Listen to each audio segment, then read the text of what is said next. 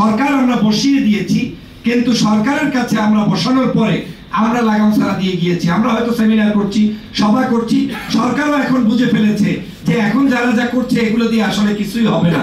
চূড়ান্তভাবে তারা আবার কিন্তু দলীয় রাজনীতির কাছে মাথা নত করছে ভাব। আমরা যুবকরা, তরুণরা, দল থাকতে পারে, একজন লোক বিএনপি করবে, জামাত করবে, হেফাজত করবে, চরমনাই করবে, ডাজেন্ট ম্যাটার, কিন্তু আমরা ইয়াং জেনারেশন কি রিপ্রেজেন্ট করি? আমরা ইয়াং জেনারেশন নতুন বাংলাদেশ চাই, যেখানে আবার ওই 2000 মানুষের মতো শহীদ হওয়া লাগবে না, 50,000 মানুষের মতো হসপিটালের বেডে কাতরাতে হবে না। ওই রকম বাংলাদেশ চাই। সেটা যেই দল করতে পারবে, যেই মত করতে পারবে, তারা জনগণের কাছে ভালোবাসা পাবে, আর যারা পারবে না তারা জনগণের কাছ থেকে আস্থা করে নিক্ষিপ্ত হবে। This is very simple.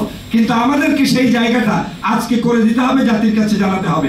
আমি সংক্ষিপ্ত সময় একটা দাবি আপনাদের কাছে তুলে ধরতে চাই, সেটা হচ্ছে তরুণদেরকে, যুবকদেরকে আমাদের আজকের এই জুলাই বিপ্লব নিয়ে লেখালেখি, পত্র পত্রিকায় লেখালেখি, বই পুস্তক। আমি ইসলামিক বই মেলায় গিয়েছিলাম, অনেক মানুষ আমাকে বই উপহার দিয়েছে, একটা বই পেয়েছি মাত্র জুলাই বিপ্লব নিয়ে। আমি আজকের এই মিডিয়ার মাধ্যমে সকলের মাধ্যমে অনুরোধ করতে চাই, আগামী বই মেলার পূর্বে অন্তত শত শত বই থাকা দরকার, কবিতা থাকা দরকার, এবং প্রত্যেকটি স্কুল, কলেজ, বিশ্ববিদ্যালয়, মাদ্রাসাগুলোতে জাতীয় কিংবা সামাজিক অনুষ্ঠানের শুরুতে জুলাই বিপ্লবের উপরে ভিডিও প্লে করা দরকার। ভ্রাম্যমান শিক্ষা দরকার, যেখানে জুলাই বিপ্লবের লাইব্রেরি থাকবে। ওই লাইব্রেরিগুলো প্রত্যেকটি অলিতে গলিতে, জায়গায় জায়গায় যাবে এবং মানুষকে বই পড়ানোর জন্য উদ্বুদ্ধ করবে, এবং প্রত্যেকটি অনুষ্ঠানে আমাদের এই ভিডিওগুলো প্লে হবে। না হয় আমাদের এই বিপ্লব ব্যাহত হবে।